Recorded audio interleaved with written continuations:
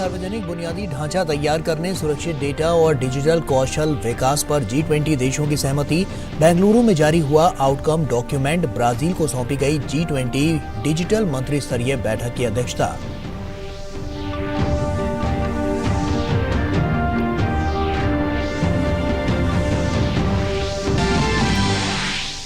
सुरक्षित artificial intelligence प्रारूप के लिए प्रधानमंत्री का आह्वान। समावेशी समृद्ध डिजिटल भारत के सफल समाधान को बताया दुनिया के लिए उपयोगी। तकनीक के लोकतांत्रिकरण पर रहा जोर।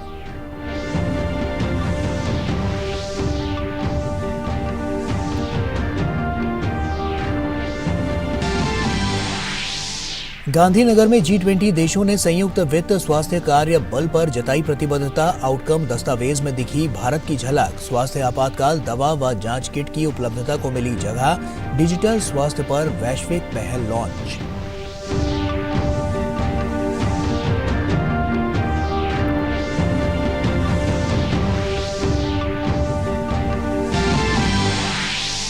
प्याज निर्यात पर तत्काल प्रभाव लगा। 40% शुल्क। कीमतों को नियंत्रित रखने के लिए सरकार का लगातार एक्शन। बफर स्टॉक से 3 लाख मीट्रिक टन प्याज जारी करने का बीते हफ्ते ही किया था फैसला।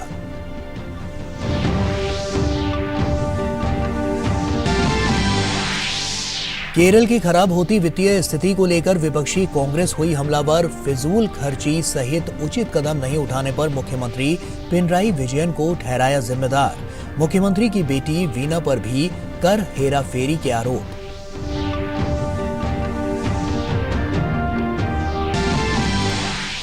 बिहार अररिया में पत्रकार विमल हत्याकांड के 4 आरोपियों को पुलिस ने किया गिरफ्तार। 2 अभी भी फरार। 8 लोगों के खिलाफ नामजद रिपोर्ट। भाजपा ने फेल होती कानून व्यवस्था के लिए नीतीश कुमार को ठहराया जिम्मेदार।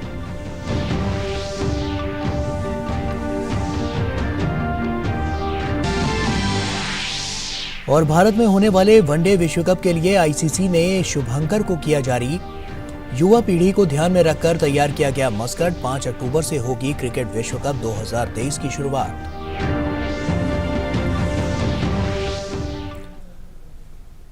नमस्कार, आप देख रहे हैं डीडी न्यूज। आपके साथ मैं हूं गौरव श्रीवास्तव। लद्दाख में वाहन खाई में गिरने से भारतीय सेना के 9 जवान वीर गति को प्राप्त हुए।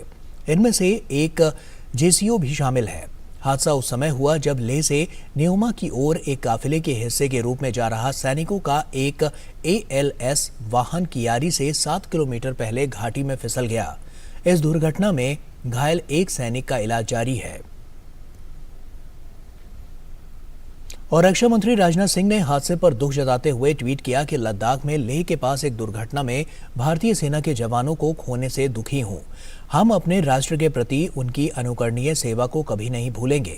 मेरी संवेदनाएं शोक संतप्त परिवारों के साथ है। हादसे के घायल को फील्ड अस्पताल ले जाया गया है। उनके शीघ्र स्वस्थ होने की प्रार्थना करता हूं। और दुखद हादसे पर गृह मंत्री अमित शाह ने भी ट्वीट किया। उन्होंने अपने ट्वीट संदेश में कहा कि लद्दाख में दुखद सड़क दुर्घटना से बहुत दुखी हूं। वाहन खाई में गिरने से हमने अपने बहादुर सैनिकों को खो दिया। दुख की इस घड़ी में पूरा देश शोक संतप्त परिवारों के साथ कंधे से कंधा मिलाकर खड़ा है। उनके प्रति मेरी हार्दिक संवेदनाएं। घायल जल्द से जल्द ठीक हो जाएं।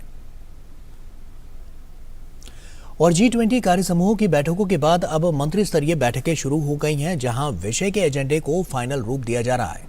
बेंगलुरु में हुई G20 डिजिटल मंत्री स्तरीय सम्मेलन को संबोधित करते हुए प्रधानमंत्री ने डिजिटल इंफ्रा के क्षेत्र में भारत के बढ़ते कदमों को सामने रखते हुए डिजिटल अर्थव्यवस्था और सुरक्षा की चुनौतियों को देखते हुए एक ठोस रोड मैप बनाए जाने पर जोर दिया।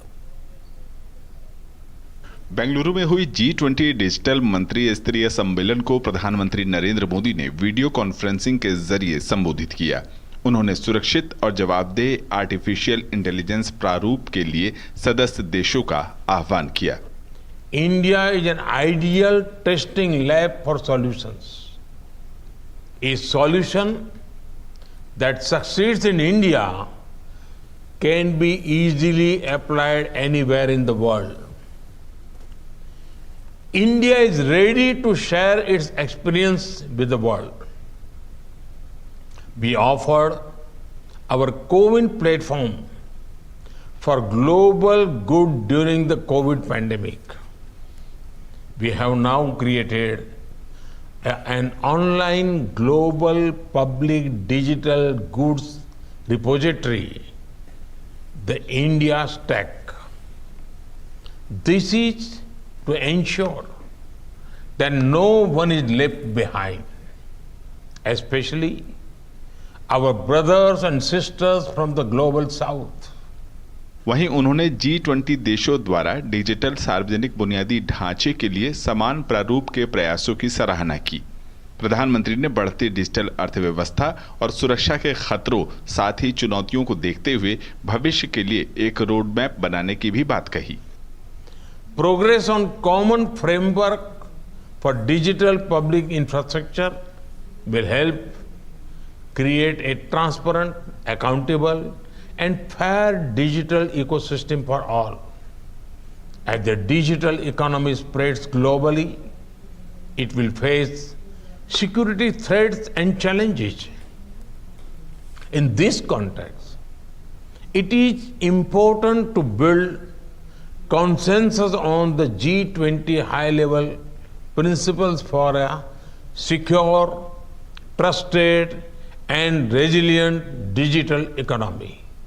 भारत के बढ़ते डिजिटल इंफ्रा और बीते 9 साल की उपलब्धियों को भी प्रधानमंत्री ने सम्मेलन में रखा। उन्होंने बताया कि भारत में मौजूदा समय में 85 करोड़ से ज्यादा इंटरनेट उपयोगकर्ता हैं। वहीं वैश्विक वास्तविक समय में भुगतान का 45% भारत में होता है। प्रधानमंत्री ने कहा कि भारत का डिजिटल पब्लिक इंफ्रास्ट्रक्चर वैश्विक चुनौतियों के लिए स्केलेबल, सुरक्षित और समावेशी समाधान प्रदान करता है। We can also develop a framework for safe and responsible use of artificial intelligence. Indeed, we can build an entire ecosystem for technology-based solutions to address the challenges faced by humanity. All it needs from us are the 4 C's: conviction, commitment, coordination, and collaborations. प्रौद्योगिकी और तकनीक दुनिया की जरूरत है। ऐसे में तकनीक तक सबकी पहुंच हो, वो लोकतांत्रिक हो, साथ ही निष्पक्षता, पारदर्शिता और जवाबदेही जैसे मूल्यों को बढ़ावा देने वाली हो। Bureau report, DD news. और वहीं बेंगलुरु में आयोजित G20 की डिजिटल आर्थिक वर्किंग ग्रुप की चौथी बैठक के अंतर्गत डिजिटल आर्थिक मंत्री स्तरीय बैठक हुई। बैठक के बाद डीडी न्यूज ने केंद्रीय संचार, इलेक्ट्रॉनिक्स और सूचना तथा प्रौद्योगिकी मंत्री अश्विनी वैष्णव से खास बातचीत की। उन्होंने बताया कि G20 देशों ने भारत के डिजिटल सार्वजनिक इंफ्रा की सराहना की और भारत की अध्यक्षता में सुरक्षित डेटा सहित कई क्षेत्रों में सहमति बनी। बेंगलुरु में डिजिटल इकोनॉमी मिनिस्ट्रियल की बैठक खत्म हुई और इस बैठक में प्रधानमंत्री नरेंद्र मोदी का संबोधन जो था वो साफ संदेश दिया कि कैसे पूरे विश्व में जो डीपीआई स्ट्रक्चर्स है उसको घटित करना है और उसे स्ट्रेंथन किया जाए। मेरे साथ जो है अश्विनी वैष्णव जी हैं। सर, ये बताइए कि ये जो बैठक है काफी चर्चा हुई, वर्किंग ग्रुप की बैठक हुई और आज प्रधानमंत्री नरेंद्र मोदी ने ये फोकस एरियाज पर जो एक केंद्रित भाषण दिया, जो संबोधन दिया, उससे क्या निचोड़ निकला है, इससे क्या निकल आया है, आउटकम क्या रहा? G20 में भारत की प्रेसिडेंसी के टाइम में डिजिटल इकोनॉमी के मिनिस्टर्स की इस मीटिंग में बहुत ही महत्वपूर्ण फैसला हुआ है। ये फैसला है डिजिटल पब्लिक इंफ्रास्ट्रक्चर को सारी दुनिया ने स्वीकार किया है। G20 देशों ने स्वीकार किया, आउटकम डॉक्यूमेंट में इसका क्लियर एक कंसेंसस बना है। जिस तरह से माननीय प्रधानमंत्री श्री नरेंद्र मोदी जी ने डिजिटल इंडिया के तहत टेक्नोलॉजी को डेमोक्रेटाइज किया है, टेक्नोलॉजी कैसे जन जन तक पहुंचे, टेक्नोलॉजी कैसे गरीब, वंचित हर एक व्यक्ति के पास पहुंचे, केवल बड़े शहरों में सीमित नहीं हो, टेक्नोलॉजी हर गांव गरीब तक पहुंचे।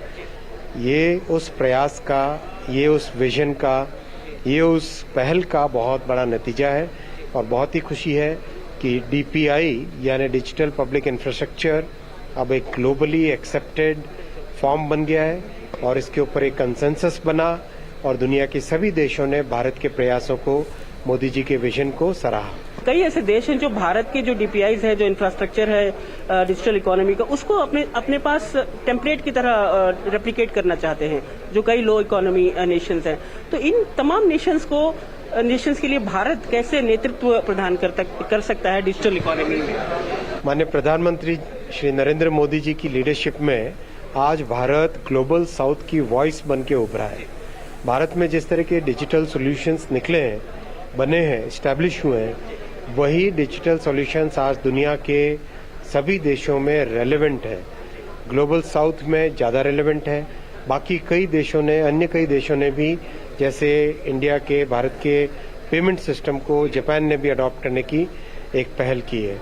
तो इस तरीके से प्रधानमंत्री जी के डिजिटल इंडिया की जो विश्व भर में एक्सेप्टेबिलिटी आई है, जो एक्सेप्टेंस आई है, जो सराहना हुई है, वो आज के digital economy ministers meeting G20 की मीटिंग में आउटकम डॉक्यूमेंट में क्लियरली परिलक्षित है। और कुछ हाइलाइट्स जो आप बताना चाहेंगे आउटकम डॉक्यूमेंट के, जो इस बैठक के बाद सामने आए हैं? सभी लोगों ने बहुत अच्छे से सराहा, क्योंकि बहुत सारे मिनिस्टर्स ने बाहर जाके जो डिजिटल पब्लिक इंफ्रास्ट्रक्चर के बहुत सारे एलिमेंट्स हैं उसको एक्चुअली एक्सपीरियंस किया, और कई लोगों ने उस एक्सपीरियंस को अपने इंटरवेंशन के दौरान बयान भी किया। एक मिनिस्टर साहब ने तो एक्चुअली QR कोड और जो कार्ड है वो दिखाया भी कि देखो किस तरह से इतना सरल है भारत में कोई भी पेमेंट करना।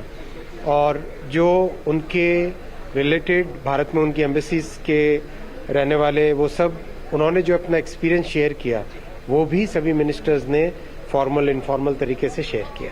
जो यूपीआई की जो बात कही जा रही थी, तमाम G20 नेशंस में रिजर्व बैंक के जरिए भी एक प्रयास शुरू हुआ था, ये कितने हद तक ये कामयाब रहा है? बहुत अच्छी प्रोग्रेस हुई है। कई देश इसी स्ट्रक्चर को अपनाना चाहते हैं और कई देश डायरेक्टली, देखिए यूपीआई एक ओपन, इंटरऑपरेबल, एक सेफ और सिक्योर मेथड है। तो कोई भी देश अपनी करेंसी के लिए इस सिस्टम को अपना सकता है। और आपको जानकर ये भी खुशी होगी, जापान में यूपीआई को पैटेंट मिला है। तो प्रधानमंत्री जी की जो पहल है टेक्नोलॉजी को डेमोक्रेटाइज करने की और एक ऐसा यूनिक नया तरीका क्रिएट करने का जिसमें पब्लिक प्राइवेट पार्टनरशिप में टेक्नोलॉजी डेवलप हो, उसकी आज सब जगह चर्चा है। और गांधीनगर में G20 स्वास्थ्य मंत्रियों की 3 दिवसीय बैठक एक परिणाम दस्तावेज को अपनाने के साथ संपन्न हुई। G20 के सभी देशों द्वारा भारत के डिजिटल हेल्थ मॉडल को सराहा गया। बैठक में डिजिटल स्वास्थ्य पर वैश्विक पहल भी लॉन्च की गई। गांधीनगर में G20 स्वास्थ्य मंत्रियों की 3 दिवसीय बैठक शनिवार को संपन्न हो गई। बैठक के दौरान भारत के डिजिटल हेल्थ मॉडल की विशेष रूप से सराहना हुई। बैठक के आउटकम दस्तावेज में ई-संजीवनी, आयुष्मान भारत के साथ साथ आभा और कोविन को भी उदाहरण के रूप में पेश किया गया। इसमें दुनिया को भी भारत जैसे डिजिटल हेल्थ प्लेटफॉर्म अपनाने का सुझाव दिया गया है। कोई सामान्य व्यक्ति, गरीब व्यक्ति 5-6 हजार के पॉपुलेशन पर एक हेल्थ एंड वेलनेस सेंटर होता है, वहां पर वो आ जाते हैं और आवश्यकता होती है तो हेल्थ एंड वेलनेस सेंटर के डॉक्टर या तो कम्युनिटी हेल्थ ऑफिसर ई संजीवनी प्लेटफॉर्म का उपयोग करके डिस्ट्रिक्ट हॉस्पिटल के साथ जुड़ जाते हैं। डिस्ट्रिक्ट हॉस्पिटल के स्पेशलिस्ट डॉक्टर डिस्ट्रिक्ट प्लेस पर बैठ के उसको एडवाइस कर देते हैं। आवश्यकता होती है तो सीधी भी उसके साथ बात करते हैं, डॉक्टर से भी बात करते हैं। तो बहुत बड़ा रिवोल्यूशन है। बैठक के अंतिम दिन विश्व स्वास्थ्य संगठन के महानिदेशक की उपस्थिति में केंद्रीय स्वास्थ्य मंत्री ने डिजिटल हेल्थ पर वैश्विक पहल लॉन्च की। ये पहल डिजिटल हेल्थ पर वैश्विक रणनीति के कार्यान्वयन हेतु WHO प्रबंधित नेटवर्क और मंच के रूप में काम करेगी। इस अवसर पर विश्व स्वास्थ्य संगठन की डिजिटल हेल्थ संबंधी रिपोर्ट भी जारी की गई। बैठक में शामिल कई देशों के स्वास्थ्य मंत्रियों ने स्वास्थ्य के क्षेत्र में भारत द्वारा किए जा रहे कामों को सराहा। उन्होंने भारत को वैश्विक दक्षिण की आवाज बताते हुए स्वास्थ्य सेवाओं के क्षेत्र में उपलब्धियों को सबके लिए मिसाल बताया। We visited the traditional medicine expo. We also went to the medical technology expo. So very good exposure and very impressed with all the developments here in India. I'm sure all of us are learning a lot. इसके साथ साथ वित्त और स्वास्थ्य मंत्रियों की संयुक्त बैठक का भी आयोजन हुआ, जिसमें वित्त मंत्री निर्मला सीतारमण भी शरीक हुईं। शेरपा ट्रैक के तहत आयोजित G20 स्वास्थ्य कार्य समूह में भारत ने 3 बिंदुओं को प्राथमिकता दी थी। इनमें स्वास्थ्य आपातकाल से बचाव और त्वरित प्रतिक्रिया, दवा क्षेत्र में सहयोग को मजबूत करना, सुरक्षित, प्रभावी और गुणवत्ता युक्त दवाओं की उपलब्धता और सार्वभौमिक स्वास्थ्य के लक्ष्य को हासिल करने के लिए डिजिटल स्वास्थ्य के लिए मौजूदा वैश्विक प्रयासों को एक संस्थागत ढांचे में परिवर्तित करना शामिल हैं। गांधीनगर से नितेंद्र सिंह की रिपोर्ट, DD न्यूज। और केंद्रीय वित्त और कॉरपोरेट मामलों की मंत्री निर्मला सीतारमण ने आज देश के पहले international financial service centre Gujarat के गांधीनगर में गिफ्ट सिटी का दौरा किया। उन्होंने वहां की कार्यप्रणाली की समीक्षा भी की।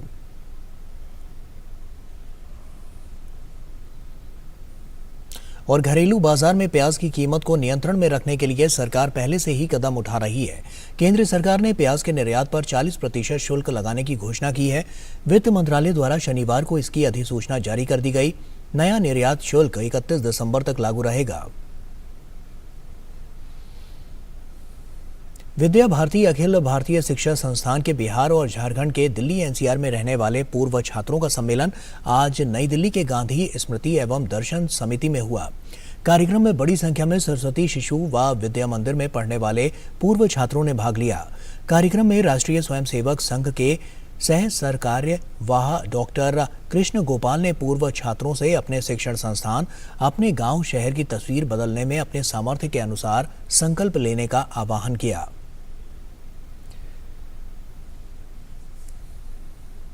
हम याद करें अपने उस विद्यालय को, हम जिसमें पढ़ करके आए थे। ठीक है, उस समय हमारा सामर्थ्य नहीं था, आज हमारा सामर्थ्य है। हम जाएं, अपने विद्यालय को देखें, हम उस विद्यालय में क्या नया कर सकते हैं। क्या हमारे उस विद्यालय में कमरों की आवश्यकता है, हम कक्ष बनवा दें, 4 लोगों को साथ ले लें। जो जो आवश्यकता है, 5, 7, 10 विद्यार्थियों का ग्रुप बन जाओ और थोड़ा करके अपने इस विद्यालय को और आगे ले जाओ। इस कार्यक्रम का उद्देश्य था कि जो विद्यालय से निकले हुए जो भैया बहन हैं वो समाज जीवन में कहीं न कहीं काम आए। इस दृष्टि से ऐसे पढ़े हुए जो विद्यार्थी हैं जिन्होंने सरस्वती वंदना के साथ साथ जग सिरमौर बनाए भारत ऐसा संकल्प लिया, वो संकल्प साकार हो, तो ऐसे अनेक भैयाओं ने अपने गांव का विद्यालय, प्राइमरी विद्यालय भी गोद लिया है और ऐसे भैयाओं ने अपना शिशु मंदिर का एक कक्षा गोद ली है, अपने विद्यालय के अंदर कंप्यूटर की व्यवस्था की है, कहीं कुछ किया है। तो समाज जीवन में कुछ न कुछ करें। इसके साथ चूँकि हम अपने पैरों पर खड़े हो गए, स्वावलंबी हो गए हैं, तो स्वावलंबी होने के नाते अपने लिए न जिएं, समाज के लिए जिएं। और वहीं बिहार के अररिया जिले में 35 साल के पत्रकार विमल कुमार यादव की गोली मारकर हत्या मामले में पुलिस ने 4 आरोपियों को गिरफ्तार कर लिया है। पत्रकार हत्याकांड में 8 लोगों को आरोपी बनाया गया है। बिहार पुलिस ने बताया है कि इस हत्याकांड के 2 आरोपी रुपेश यादव और क्रांति यादव पहले से अररिया जेल में हैं। 2 आरोपी अभी फरार हैं। बिहार अररिया के रानीगंज में 35 वर्षीय पत्रकार विमल कुमार की हत्या के बाद बिहार की कानून व्यवस्था पर सवाल उठ रहे हैं। पुलिस के मुताबिक कुल 8 नामजद आरोपित बनाए गए हैं, जिसमें से 4 को पुलिस ने गिरफ्तार कर लिया है, जबकि 2 आरोपी अभी फरार हैं। माना जा रहा है कि हत्या की साजिश सुपौल जेल में बंद रुपेश यादव और अररिया जेल में बंद क्रांति यादव ने रची थी। कुल 8 लोगों को नामजद अभियुक्त बनाया गया है। तो 8 नामजद अभियुक्तों में से 4 अभियुक्त को गिरफ्तार किया गया है। 2 नामजद अभियुक्त वर्तमान में न्यायिक अभिरक्षा में बंद हैं। दोनों अभियुक्तों को विधिवत रिमांड करने की कार्रवाई की जा रही है। 18 अगस्त शुक्रवार की सुबह रानीगंज थाना क्षेत्र बेलसरा में पत्रकार की हत्या कर दी गई थी। आरोपितों ने ही अप्रैल 2019 में विमल के छोटे भाई और बेलसारा सरपंच गब्बू यादव की हत्या भी कर दी थी। सुपौल जेल में बंद रुपेश उस हत्याकांड का मुख्य आरोपित है। गब्बू हत्याकांड में मुख्य गवाह विमल ही थे। ऐसे में उन्हें लगातार धमकियां मिल रही थी कि वे मामले में पैरवी ना करें और न ही गवाही दें। पुलिस को 4-5 रोज पहले वो कह चुके थे कि देखिए हमारे ऊपर खतरा लग रहा है, आप हमको सुरक्षा बल दीजिए डेरा पर। मामले को लेकर आरोप प्रशासन पर भी लग रहे हैं। विमल को कई दिनों से अंदेशा था कि उनकी जान को खतरा है। इसे लेकर उन्होंने लाइसेंसी बंदूक के लिए भी कई बार अप्लाई किया, लेकिन लाइसेंस नहीं मिला। खैर, घटना को लेकर जहां एक और पत्रकार संघ जल्द से जल्द सभी आरोपितों की गिरफ्तारी और न्याय की मांग कर रहा है, तो वहीं भाजपा ने नीतीश कुमार के लचर कानून व्यवस्था के मुद्दे पर आलोचना की है, जबकि जदयू ने बचाव किया है। उनके भाई की हत्या हुई थी तो सुरक्षा देना काम, गवाह का सुरक्षा देने का काम बिहार सरकार का था, और गवाह को यदि मरवाने का काम नीतीश कुमार की सरकार कर रही है तो इससे बड़ा दुर्भाग्य क्या हो सकता है। आपराधिक घटना हुई है, इससे कोई इनकार नहीं कर सकता है। और यह भी गौरतलब है कि 24 घंटा भी नहीं गुजरा, पुलिस अपराधियों पर जो दबिश बनाया उनको गिरफ्तार किया। आरोपितों की जल्द गिरफ्तारी को जदयू उपलब्धि मान रही है, लेकिन यह भी हकीकत है कि राज्य में अपराधियों के हौसले बुलंद हैं और न्याय के लिए लड़ने वाले गवाह और पैरवीकर्ता की जान भी सुरक्षित नहीं है। Bureau report, DD news. और वहीं प्रधानमंत्री नरेंद्र मोदी ने लद्दाख घटना पर गहरे दुख का इजहार किया है। अपने ट्वीट संदेश में प्रधानमंत्री ने कहा कि लेह के पास दुर्घटना से दुख हुआ, जिसमें हमने भारतीय सेना के कर्मियों को खो दिया। राष्ट्र के प्रति उनकी समृद्ध सेवा सदैव याद रखी जाएगी। शोक संतप्त परिवारों के प्रति संवेदनाएं। जो लोग घायल हैं वे जल्द से जल्द ठीक हो जाएं। भारी बारिश, बाढ़ और भूस्खलन से जूझ रहे हिमाचल प्रदेश में विभिन्न क्षेत्रों में हुई तबाही के चलते एनडीआरएफ, एसडीआरएफ और सेना की टीमें राहत और बचाव अभियान में जुटी हुई हैं। मौसम विज्ञान केंद्र ने 21 अगस्त से 24 अगस्त के बीच प्रदेश के कई इलाकों में भारी बारिश की संभावना जताई है। राज्य सरकार द्वारा शुक्रवार को अधिसूचना भी जारी कर हिमाचल को प्राकृतिक आपदा प्रभावित राज्य घोषित कर दिया गया। हिमाचल प्रदेश में भारी बारिश, बाढ़ और भूस्खलन से हुई तबाही के बाद राहत और बचाव अभियान लगातार जारी है। शिमला सहित राज्य के आपदा प्रभावित क्षेत्रों में एनडीआरएफ, एसडीआरएफ और सेना की टीम के साथ साथ अन्य राहत कर्मी भी राहत और बचाव अभियान में जुटे हुए हैं। शिमला के समर हिल क्षेत्र में शिव मंदिर के पास हुए भूस्खलन के बाद बचाव अभियान शनिवार को छठे दिन भी जारी रहा। अब तक मलबे से 17 शव निकाले जा चुके हैं। अभी भी कुछ लोगों के मलबे में दबे होने की आशंका है। शिमला के ऐसे अन्य इलाकों की भी पहचान की जा रही है जहां जमीन में दरारें पड़ गई हैं। डिस्ट्रिक्ट पुलिस और NDRF, SDRF, fire department, army, सभी कॉम्बाइंड टीम्स जो हैं वो सेगमेंट्स में हमने एक प्लान ऑफ एक्शन बनाया है। सेगमेंट्स में जो एक फिक्स्ड एरिया ऑफ रिस्पॉन्सिबिलिटीज़ उनको दी गई, उन एरियाज़ में वो सर्च और रिट्रीवल ऑपरेशन कैरी आउट कर रहे हैं। इस बीच हिमाचल के कई जिलों में बारिश अभी भी जारी रहने की आशंका जताई गई है। मौसम विज्ञान केंद्र शिमला के अनुसार 21 अगस्त से 24 अगस्त के बीच प्रदेश के कई इलाकों में भारी बारिश हो सकती है। राज्य में बाढ़ और भूस्खलन से हुई तबाही का जायजा लेने के लिए भाजपा के राष्ट्रीय अध्यक्ष जेपी नड्डा रविवार को प्रभावित इलाकों का दौरा करेंगे। वहीं मुख्यमंत्री सुखविंदर सिंह सुक्खू का कहना है कि आने वाले दिनों में अगर बारिश नहीं हुई तो राहत अभियान तेज हो जाएगा। उन्होंने कहा कि राज्य में प्राकृतिक आपदा घोषित कर दी गई है। जो घर उजड़े हैं, जो घर टूटे हैं, जिनका आशियाना उजड़ जाता है, उनको बसाने का दायित्व हमारी सरकार का है। और जहाँ तक पानी, बिजली, रोड की बात है, लैंडस्लाइड गिरते हैं वो हमने सारी हिमाचल प्रदेश में ठीक कर दी। हिमाचल में बाढ़ और भूस्खलन से सड़कों और इमारतों को सबसे ज्यादा नुकसान हुआ है। ऐसे में इस बात का प्रयास किया जा रहा है कि प्रभावित क्षेत्रों में हालात को तेजी से सामान्य किया जा सके। इसके लिए कार्य योजना भी बनाई जा रही है। प्लान भी बना रहे हैं शिमला शहर के लिए। पीसीबी की गाइडलाइंस पे भी इम्प्रूवमेंट करेंगे और उनको बनाने में किस प्रकार से और बेहतर तरीके से हम कर सकते हैं। उधर शनिवार को राष्ट्रीय राजधानी और आसपास के इलाकों में तेज बारिश से लोगों को गर्मी से कुछ राहत मिली।